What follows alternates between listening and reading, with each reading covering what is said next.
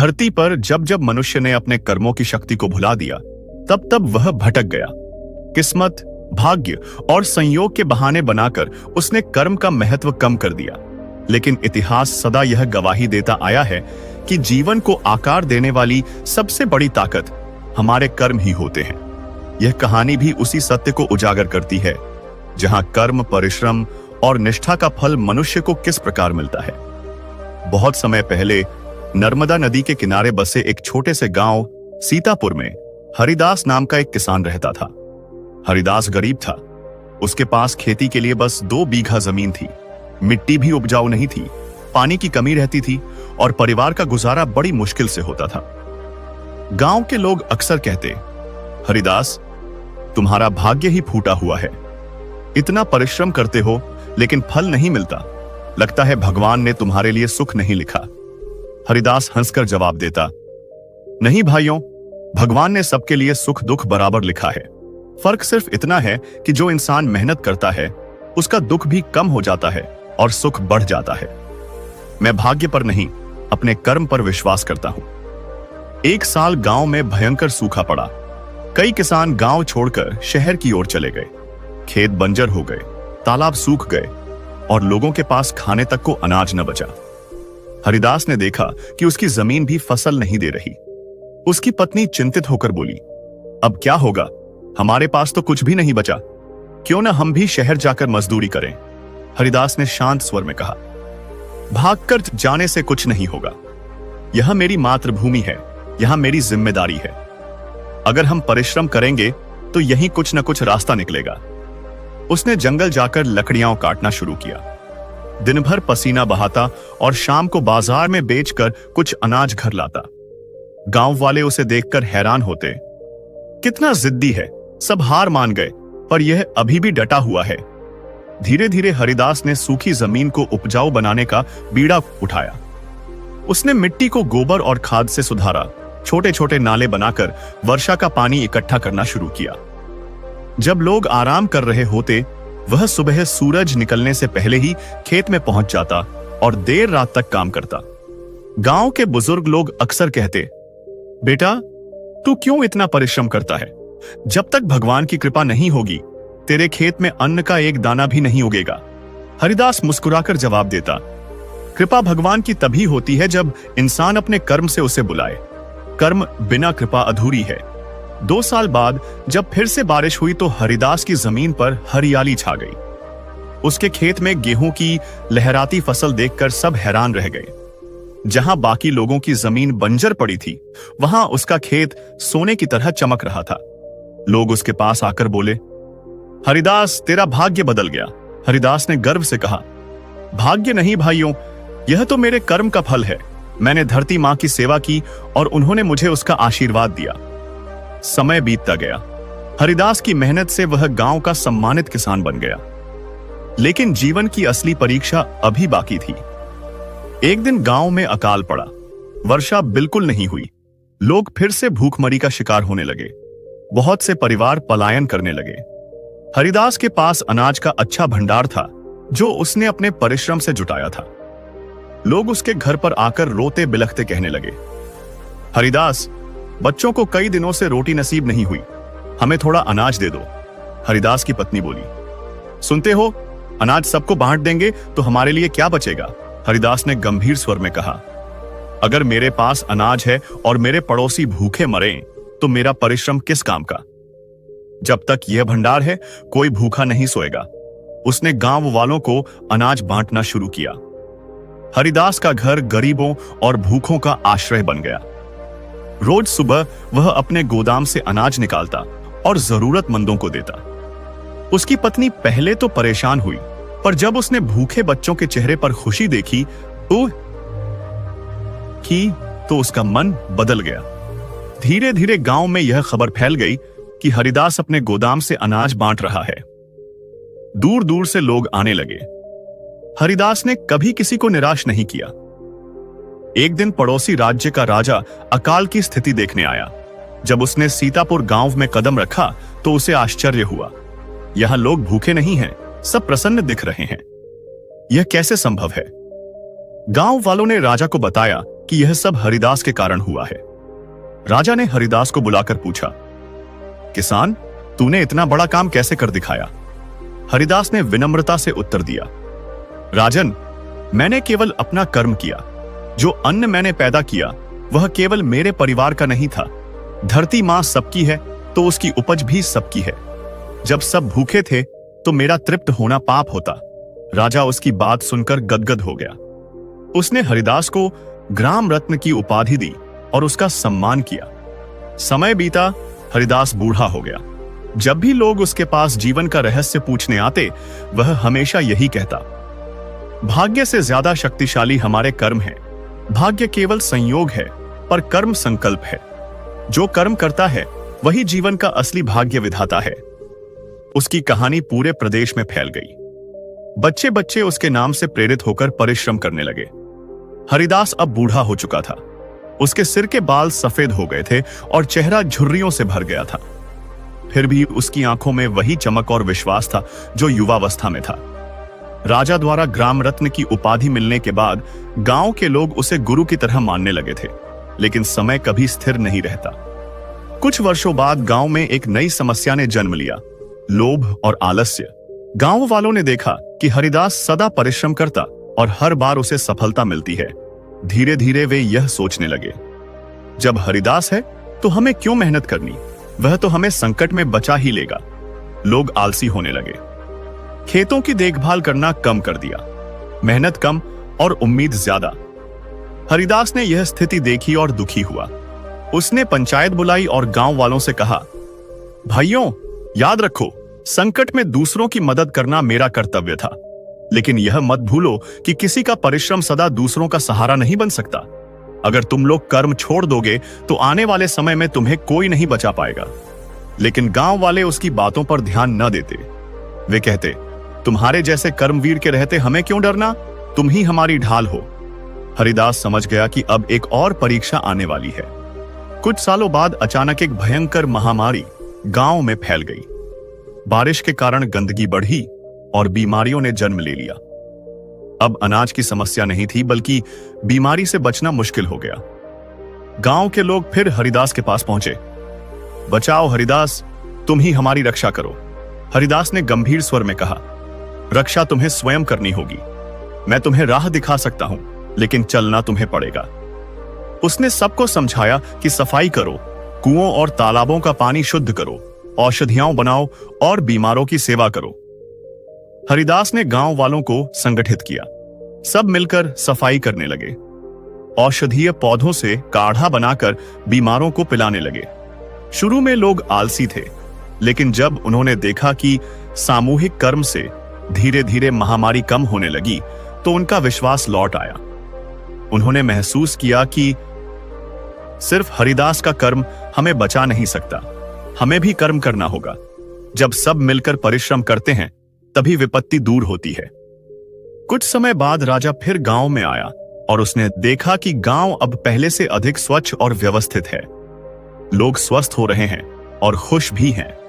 राजा ने हरिदास से पूछा, किसान, तुमने यह चमत्कार कैसे किया? महामारी से तो पूरा राज्य परेशान है, पर तुम्हारे गांव पर इसका असर कम क्यों है? हरिदास ने उत्तर दिया, राजन, यह चमत्कार नहीं, कर्म का फल है। मैंने लोगों को सिखाया कि जीवन की रक्षा केवल दवाइयों से नहीं, बल्कि कर्म से होती है। सफाई करना, सेवा करना और मिलकर संघर्ष करना ही सबसे बड़ी औषधि है। राजा ने प्रभावित होकर आदेश दिया कि पूरे राज्य में सीतापुर गांव की तरह सफाई और औषधि का प्रबंध किया जाए। अब हरिदास बहुत वृद्ध हो गया था। उसने अपने जीवन का सार गांव वालों को दिया। कर्म दो प्रकार के होते हैं। एक, स्वार्थी कर्म जो केवल अपने लिए किया जाए। दो, परमार्थी कर्म जो सबके लिए किया जाए। स्वार्थी कर्म से धन मिल सकता है, पर आत्मा को शांति नहीं मिलती। परमार्थी कर्म से भले ही धन कम मिले, लेकिन जीवन सफल हो जाता है। याद रखो, इंसान का असली धर्म उसका कर्म ही है। गांव के लोग उसकी बातों को अब दिल से मानने लगे। समय का चक्र चलता रहा। हरिदास अब बहुत वृद्ध हो गया था। उसके बाल पूरी तरह सफेद हो चुके थे और शरीर दुर्बल, लेकिन उसका मन और आत्मा अब भी अडिग थी। उसके बेटे बहू और पोते भी अब बड़े हो चुके थे। गांव में हरिदास का नाम सम्मान से लिया जाता था। बच्चे उसे बाबा हरिदास कहकर पुकारते और उसकी गोद में बैठकर कहानियां सुनते। हरिदास उन्हें अक्सर यही कहता, बेटा याद रखो, भाग्य वही बनता है जो कर्म से गढ़ा जाता है। मेहनत और परमार्थ ही इंसान का असली आभूषण है। गांव में अब अकाल या महामारी जैसी समस्या नहीं थी। खेत उपजाऊ हो गए थे, तालाबों में पानी भरने लगा था और लोग स्वास्थ्य और स्वच्छता का ध्यान रखने लगे थे। लेकिन अब एक नई चुनौती सामने आई, लोभ और प्रतिस्पर्धा। जब गांव संपन्न होने लगा तो कुछ लोग अधिक धन इकट्ठा करने की होड़ में लग गए। वे सोचने लगे, अगर हम दूसरों से आगे नहीं बढ़े तो लोग हमें सम्मान नहीं देंगे। गांव में ईर्ष्या और कलह के जाने लगे। हरिदास ने यह स्थिति देखी और एक दिन उसने पूरे गांव को इकट्ठा किया। वह एक पुराने पेड़ के नीचे बैठा और सबको समझाने लगा, बेटों और भाइयों, मैंने अपने जीवन में 2 बातें सीखी हैं। 1, कठिनाई में कर्म इंसान को बचाता है। 2, संपन्नता में परमार्थ इंसान को श्रेष्ठ बनाता है। जब तुम्हारे पास कुछ न था तब मेहनत ने तुम्हें जीवित रखा। अब जब तुम्हारे पास सब कुछ है तो लोभ से बचना होगा। अगर धन बढ़ा और मन छोटा हुआ तो यह संपन्नता भी एक दिन विनाश में बदल जाएगी। गांव वाले चुपचाप उसकी बातें सुनते रहे। कुछ महीनों बाद हरिदास ने अपने प्राण त्याग दिए। गांव के लोग उसे रो रो कर विदा करने लगे। उसकी समाधि पर पूरा गांव इकट्ठा हुआ और सबने प्रण लिया, हम हरिदास बाबा की शिक्षा को नहीं भूलेंगे, हम कर्मठ रहेंगे और लोभ से दूर रहेंगे। उसके बेटे ने समाधि पर खड़े होकर कहा, मेरे पिता ने हमें सिखाया कि इंसान का मूल्य उसके कर्म से है, न कि धन से। हम इस शिक्षा को अपनी आने वाली पीढ़ियों तक पहुंचाएंगे। हरिदास के बाद उसके बेटे और पोते भी उसी परंपरा पर चले। गांव में शिक्षा का प्रचार हुआ, लोग बच्चों को पढ़ाने लगे। उन्होंने खेतों में नई तकनीक अपनाई, लेकिन कर्मठता और परमार्थ को कभी नहीं छोड़ा। धीरे धीरे सीतापुर गांव पूरे राज्य में उदाहरण बन गया। जब भी राजा किसी और गांव में जाते तो कहते, सीतापुर को देखो, यह गांव कर्म, परिश्रम और परमार्थ का प्रतीक है। हरिदास जैसा साधारण किसान भी इतिहास रच सकता है अगर उसका कर्म महान हो।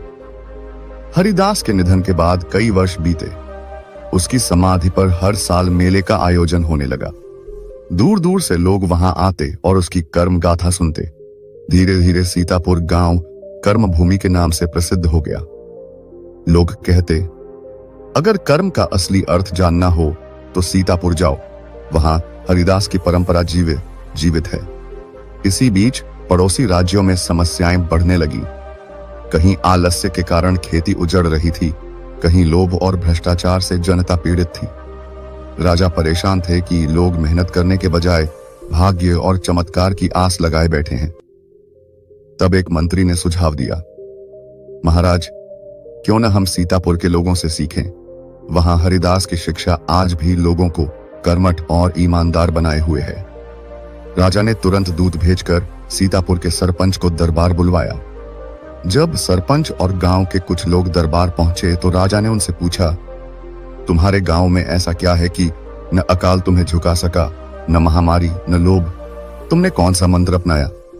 गांव का बुजुर्ग सरपंच बोला, महाराज, हमारे पास कोई गुप्त मंत्र नहीं, केवल एक ही शिक्षा है, कर्म।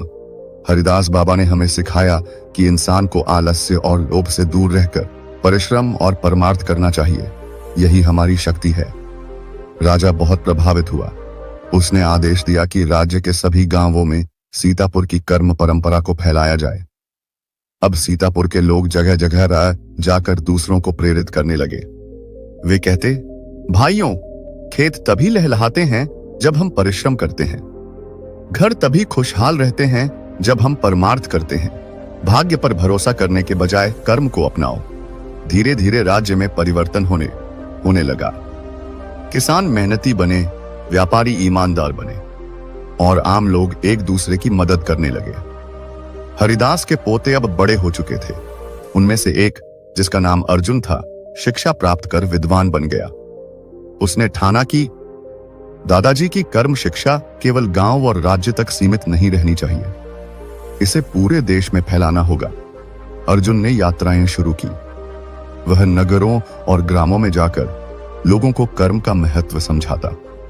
वह कहता, भाग्य और चमत्कार केवल बहाने हैं, असली जादू हमारे हाथों की मेहनत और दिल की निष्ठा में है। जिसने कर्म किया उसने ही जीवन जीता। अर्जुन की शिक्षा और सीतापुर के लोगों के प्रयासों से धीरे धीरे समाज बदलने लगा। जहां पहले लोग आलसी और भाग्यवादी थे, वहां अब परिश्रमी और सहयोगी बन गए। गांवों में तालाब खुदने लगे, जंगलों में पेड़ लगाए जाने लगे, शिक्षा के केंद्र खोले गए और अनाथों व गरीबों के लिए अन्न क्षेत्र बनाए गए। लोग एक दूसरे से कहते, देखो, यह सब कर्म की शक्ति है। अगर हम सब मिलकर काम करें तो कोई भी विपत्ति हमें हरा नहीं सकती। कुछ वर्षों बाद जब राजा ने देखा कि पूरा राज्य समृद्ध हो गया है, तो उसने सीतापुर को राज्य की राजधानी के समान सम्मान दिया। उसने घोषणा की, आज से हमारे राज्य का आदर्श वाक्य होगा, कर्म ही धर्म है। राज्य की ध्वजा पर भी एक हल चलाते किसान का चित्र अंकित किया गया, जो हरिदास की स्मृति को अमर करता था। सदियां बीत गईं। हरिदास की समाधि अब एक तीर्थ स्थान बन चुकी थी। सीतापुर गांव अब केवल एक गांव नहीं रहा, बल्कि कर्म का प्रतीक बन गया। हर साल देश के कोने कोने से लोग यहां आते और हरिदास की कर्म गाथा सुनते। गांव के लोग अपने बच्चों को कहते, बेटा, भाग्य का नहीं, कर्म का सहारा लो। हमारे पूर्वज हरिदास बाबा ने यही सिखाया और उसी से हम यहां तक पहुंचे। जैसे जैसे समय आगे बढ़ा, सभ्यता बदलने लगी। शहरों का विकास हुआ, व्यापार बढ़ा, मशीनों का जमाना आया। लोग तेजी से प्रगति करने लगे, लेकिन इसके साथ ही स्वार्थ, भौतिकता और प्रतिस्पर्धा भी बढ़ गई। कई बार लोग कर्म के असली अर्थ को भूल जाते। वे सोचते, सिर्फ धन कमा लेना ही सफलता है। लेकिन जब भी समाज में अव्यवस्था और असंतुलन पैदा होता, लोग हरिदास की समाधि पर आते और उसकी शिक्षा याद करते। हरिदास के पोते अर्जुन ने जो कर्म शिक्षा पूरे देश में फैलाई थी, वह उसके वंशजों द्वारा भी आगे बढ़ाई गई। हर पीढ़ी में कोई न कोई ऐसा होता जो समाज को याद दिलाता कि सच्ची समृद्धि केवल भौतिक साधनों से नहीं, बल्कि कर्म और परमार्थ से होती है। उनके वंशज विद्वान, शिक्षक, किसान और समाज सुधारक बने। उन्होंने शिक्षा, चिकित्सा, पर्यावरण और सेवा के क्षेत्र में काम किया। कहते हैं कि एक बार एक युवा सीतापुर की समाधि पर आया। वह बहुत निराश था। उसने कहा, मैंने भाग्य को दोष देते देते जीवन बर्बाद कर दिया। अब मेरे पास कुछ नहीं बचा। मंदिर के पुजारी ने मुस्कुराकर हरिदास की कथा सुनाई और कहा, बेटा, अभी देर नहीं हुई। भाग्य का रोना छोड़ो और कर्म का दीपक जलाओ। हरिदास भी एक साधारण किसान था, लेकिन कर्म ने उसे अमर कर दिया। युवा की आंखों में चमक आ गई। उसने संकल्प लिया और कर्म के मार्ग पर चल पड़ा। कुछ ही वर्षों में वह न केवल सफल व्यापारी बना, बल्कि अनाथ बच्चों के लिए आश्रय भी खोला। उसने कहा, मेरी सफलता का श्रेय हरिदास बाबा की शिक्षा को जाता है। धीरे धीरे हरिदास की कथा केवल एक गांव या राज्य की नहीं रही, बल्कि पूरे राष्ट्र के लिए प्रेरणा बन गई। विद्वान उसकी गाथा को ग्रंथों में लिखने लगे, कवि उसकी प्रशंसा में गीत गाने लगे और बच्चे उसकी कहानी सुनकर बड़े होने लगे। हरिदास अब केवल एक व्यक्ति नहीं रहा, बल्कि एक कालातीत आदर्श बन गया। गरीब के लिए परिश्रम का प्रेरक, संपन्न के लिए परमार्थ का मार्गदर्शक और समाज के लिए एक उज्जवल दीपक।